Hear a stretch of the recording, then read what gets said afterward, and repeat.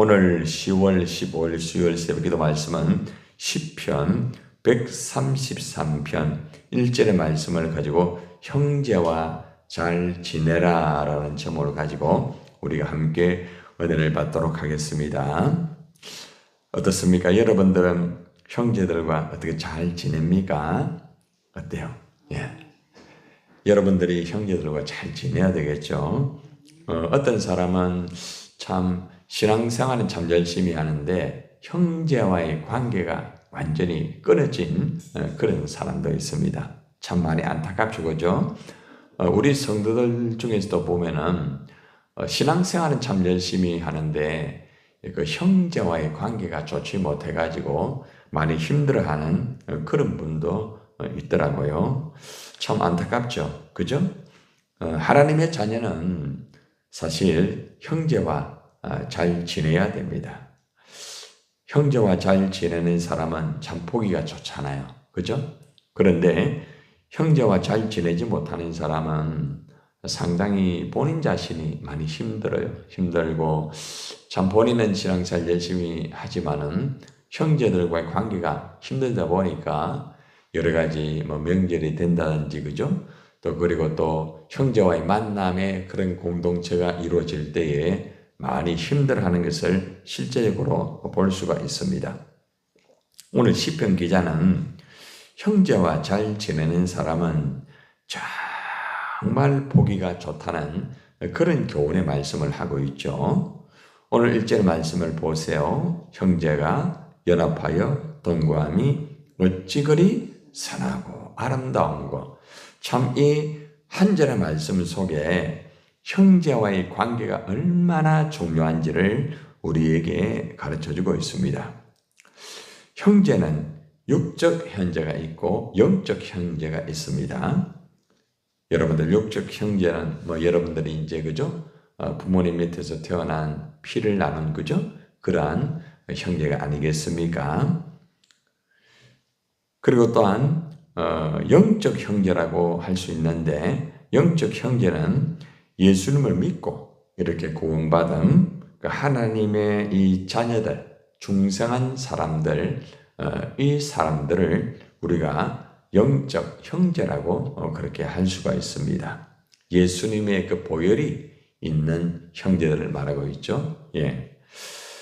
우리가 육적 형제든 영적 형제든 어떻게 되었든 간에 좋은 관계를 이루는 것은 성경적인 그러한 교훈의 말씀입니다. 사도 바울은 골로새 성도들을 한 형제라고 이렇게 부릅니다. 그리고 그들에게 편지를 쓰면서 이제 인사를 나누는 말씀이 골로새서 1장 2절의 말씀에 나와 있습니다. 골로새에 있는 성도들 곧 그리스도 안에서 신실한 형제들에게 편지한다라고 말합니다. 예수 안에서 함께 형제가 된 신실한 형제라고 말합니다. 예수님 안에 있으면은 모든 그 형제들이 다 신실하다는 거죠. 그래서 우리가 예수님 안에 있으면은 우리 모두가 신실한 형제라는 것을 우리가 알아야 됩니다. 우리 아버지 하나님으로부터 은혜와 평강이 너에게 있을지어다. 이렇게 사도 바울이 한 형제, 예수님 안에서 신실한 형제가 된 골로새 성도들에게 너희가 신실한 형제다. 서로가 형제니까 참 우애를 서로 간에 지키고 서로가 참 그렇게 좋은 관계를 이루어라 하는 그런 말씀 속에서 하나님의 은혜와 평강이 있기를 원한다. 이렇게 말을 합니다. 신실한 형제가 서로 간의 관계가 좋아지기 위해서는 무엇보다 하나님의 은혜가 그죠? 있어야 됩니다. 하나님의 은혜가 없으면은 사실 서로 간의 관계가 참 힘들어요. 우리가 하나님과 우리와의 관계도 그죠? 하나님의 은혜가 있기 때문에 우리가 하나님과의 관계가 원만하잖아요. 예수님의 보혈을 통해서 우리가 하나님으로 나아가서 하나님과 하나가 되고 하나님과의 좋은 관계를 이루며 들으면서 그죠? 우리가 신앙생활을 하고 있잖아요. 그리고 또 우리가 하나님으로부터 우리가 평강도 얻었잖아요. 하나님이 성령님을 우리에게 보내주셨잖아요. 그리고 성령님이 우리 가운데 오니까 평강이 있어가지고 형제간에 또 서로가 평강할 수가 있다는 것입니다. 그래서 그리스도 안에서 신실한 형제들이 서로 간에 좋은 관계가 되고 서로가 잘 지내기 위해서는 어떤 본인의 어떤 여러 가지의 어떤 지식이나 또 도덕적인 여러 가지도 다 필요하겠죠. 그러나 그것은 한계가 있습니다.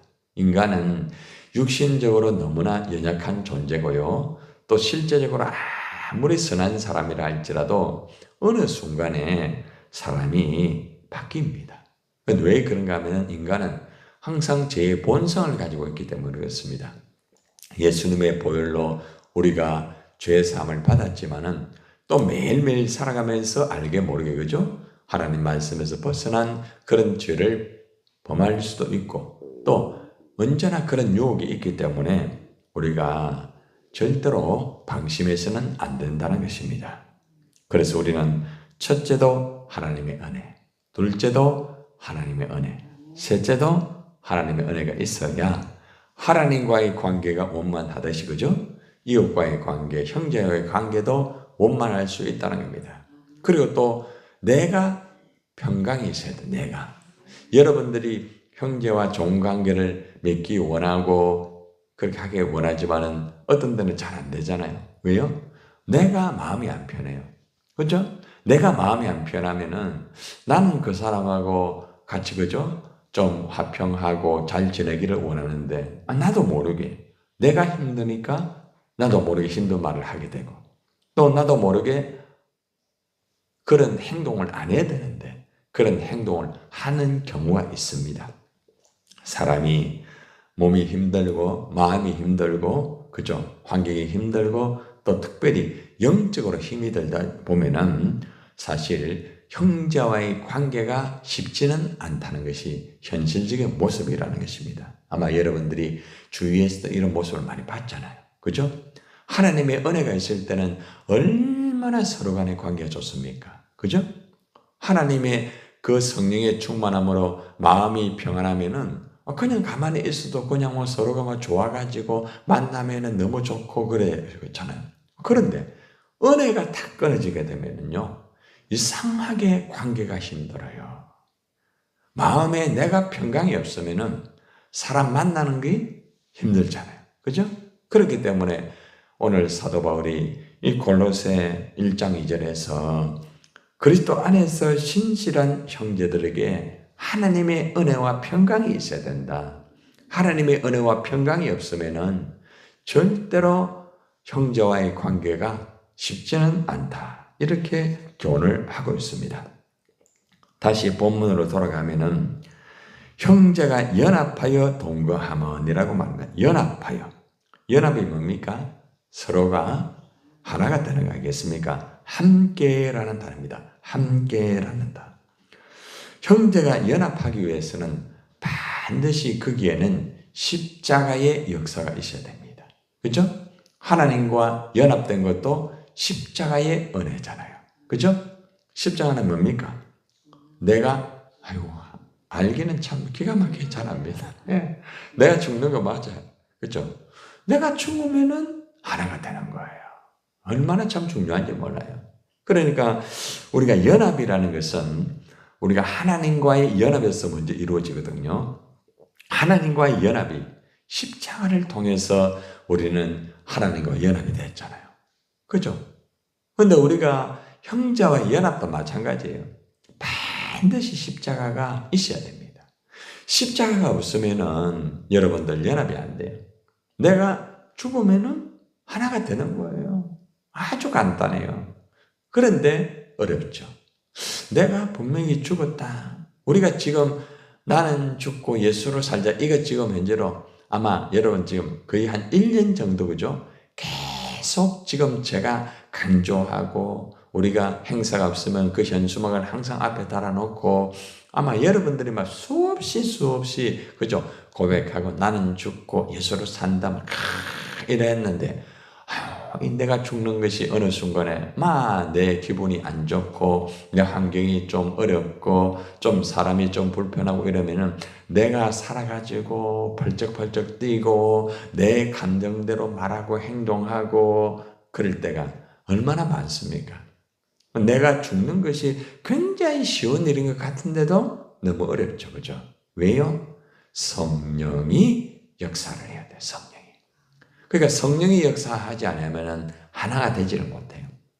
앞에서 말씀드렸잖아요. 골로새 교인에게 평강이 있을지어다. 그 평강의 주 핵심은 뭐예요? 성령 아닙니까? 예수님이 너에게 평강이 있을지어다 했잖아요. 그죠? 그러니까 십자가와 성령의 역사가 있어야만 연합이 되는 거예요. 그래서 우리가 먼저 내가 형제와 연합하기 전에 내 안에 십자가가 분명히 있는가? 십자가. 그 십자가가 있어야만 분명히 이루어질 수 있어요. 너무 중요한 거예요. 그 십자가의 정신이 있으면은 자동적으로 연합이 되는 거예요. 성령의 역사가 있으면은 자동적으로 연합이 되는 거예요.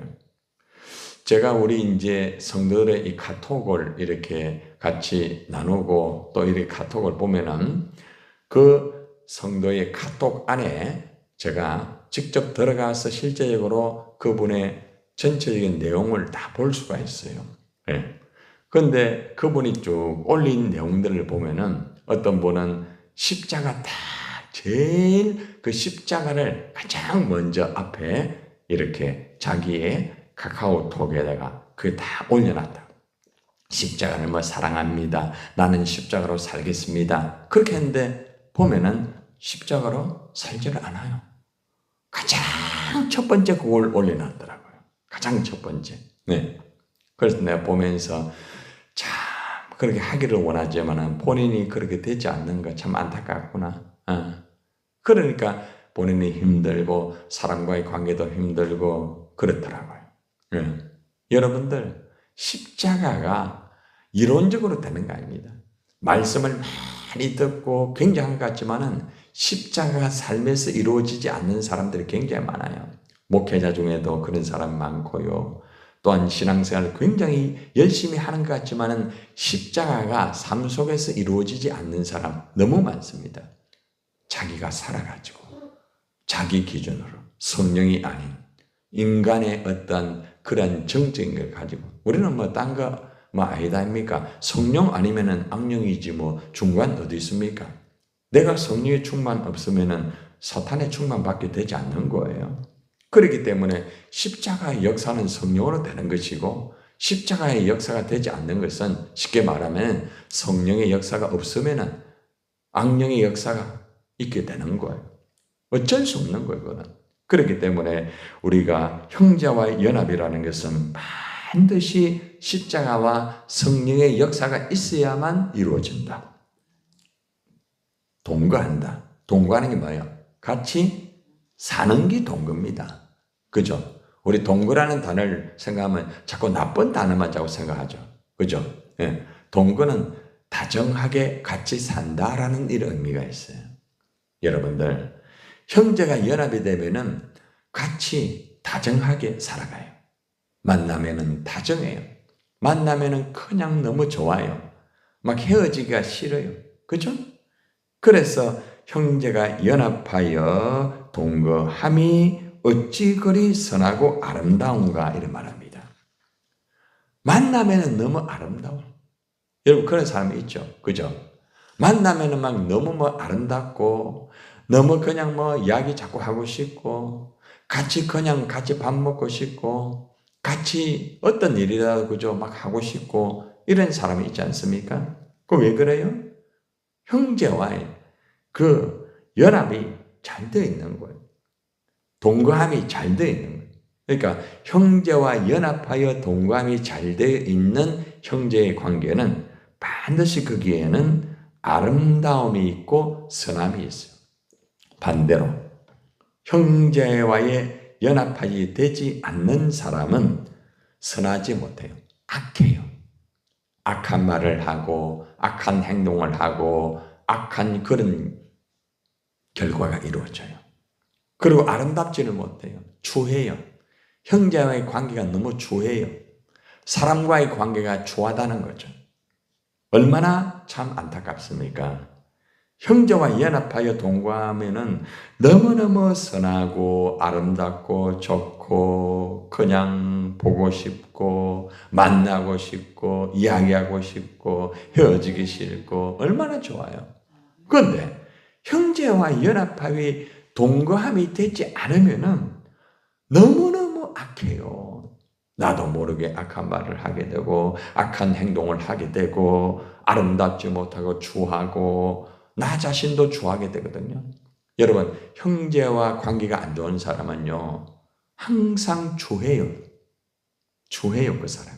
예. 겉으로는 멀쩡한 것 같죠. 절대로 그렇지 않습니다. 추한 삶을 산다는 것입니다. 여러분들, 형제를 미워하고 다투는 것은 참 힘든 거예요. 형제인데, 사랑해야 되는데, 화목해야 되는데, 다투고 미워하고 얼마나 안타까운 것입니까?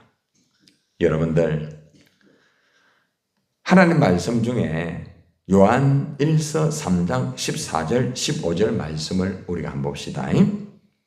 우리가 형제를 사랑함으로 사망에서 옮겨 생명으로 들어간 줄을 알거니와. 형제를 사랑함으로 사망에서 옮겨 생명으로 들어갔다 이 말이에요. 그러니까 생명으로 들어가는 사람은 형제를 사랑한다 이 말이죠. 사랑치 아니하는 자는 사망에 거하느니라. 여러분, 사랑하지 않고 형제와 관계가 좋지 않고 미워하고 힘들어하고 돌아서고 이런 사람은 이미 사망 선고를 받은 거예요. 영적으로 사망 선고를 받은 거예요. 얼마나 불쌍합니까? 얼마나 안타까워요. 그죠? 여러분들, 이 말이 또 있어요. 그 형제를 미워하는 자마다 살인하는 자다. 얼마나 무서운 말입니까? 그게 형제의 관계를 잘못하게 되면은 영적으로 그 사람을 살인하게 되는 거예요. 한 단계 더 나아가서 무서운 말이 있어요. 살인하는 자마다 영생이 그 속에 거하지 아니하는 것을 너희가 아는 바다. 굉장히 심각하죠? 미워하는 것은 살인하는 거다. 살인의 결과는 영생을 받지 못한다 이 말이에요. 우리가 함부로 판단할 수 없지만은 정말 조심해야 됩니다. 함부로 형제를 미워하면 안 돼요. 함부로 형제에게 돌아서면 안 돼요. 그래 되면은 그건 하나님 앞에 심판받게 돼요. 아시겠어요? 아무리 힘들고 어려운 사람이라 할지라도 누가 보내줬어요? 하나님이 보내준 거예요. 하나님이 만나게 해준 거예요. 근데 우리는 어떻게 하는가 하면은 하나님의 뜻이라는 것을 거기다 놨습니다. 얼마나 위험한지 몰라요. 항상 우리는 조심해야 됩니다. 그래서 마지막 결론을 맺습니다. 형제들이 연합하여 동거하기 위해서는 생각이 서로가 일치가 되지 않는다 할지라도 상대에게 맞추어 주세요. 맞추어 주는 거 힘듭니까? 힘들죠. 그죠? 그래도 맞추세요. 예수님이 여러분들에게 맞춰왔는데, 그거 맞추는 거 뭐가 어려워요. 맞추어 주면 돼요. 목사님 맞추어 주니까 기 올라답니다. 올라타도 맞추어 주세요. 철이 없는 사람, 애가 그래 하는데 여러분들 얼라보고 어떡하겠습니까? 얼라하기 때문에 그렇게 얼라처럼 대해줘야 돼요. 어른이 될 때까지 그냥 양보하고 후퇴하고 맞춰줘요. 그리고 자기를 낮추세요. 그냥 나를 낮추면 주님이 높여줍니다. 내가 자꾸 더 높아지면 하나님이 낮추어 버리는 거예요. 연합이 안 돼요. 절대로 잘난 척하면 안 돼요. 여러분, 자기가 잘난 척하는 사람은요, 자기밖에 몰라요. 어쩔 수 없어요. 그건 하나님에게 맡겨야 돼요.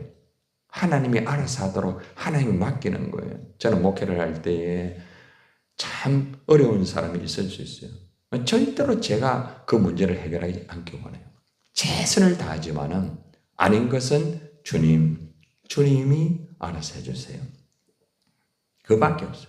내가 나서면은 더 힘들어지기 때문에. 그리고 마지막으로 사랑하고 용서를 해야 됩니다. 이것이 십자가입니다. 사랑하고 용서하면은 나중에 그 모든 것들이 나에게로 돌아와요. 사랑과 용서는 누구를 위한 걸까요? 상대를 위한 게 아닙니다, 여러분. 나를 위한 거예요. 나를 위한 거예요. 내가 사는 거예요. 사랑하면 살고 미워하면 죽어요. 사망이라고 했잖아요. 그죠? 용서하면 내가 살아요. 용서하지 못하면 누가 죽어요? 상대가 죽는 게 아니에요, 여러분. 자기가 죽어요. 여러분들 과거의 필름을 돌려보세요. 여러분 그 사람을 용서하지 못하고 이럴 때 여러분 영원히 살던가요? 기도가 되던가요? 예배가 되던가요? 안 돼요. 예배 안 되는 사람, 기도 안 되는 사람, 왜 그런 줄 알아요? 그 마음에 미움이 있어요. 그 마음에 용서하지 못하는 게 있어요. 절대로 은혜 못 받아요. 절대로 하나님이 기뻐하지 않습니다. 결론은 우리 모두가 피를 나눈 형제든지 믿음의 형제든지 우리는 서로 미워하고 시기하고 질투하고 분쟁해서는 안 됩니다. 용서하고 사랑하고 양보하고 배려하고 그죠? 나를 낮추면 되는 거예요. 여러분 쉽지는 않겠지만은 이것이 성경입니다. 우리는 성경대로 살아야 됩니다. 서로가 사랑하고 연합하여 함께 교제하는 자들이 되어서 선하고 아름다운 모습으로 살아가는 여러분이 되기를 주님의 이름으로 축원합니다.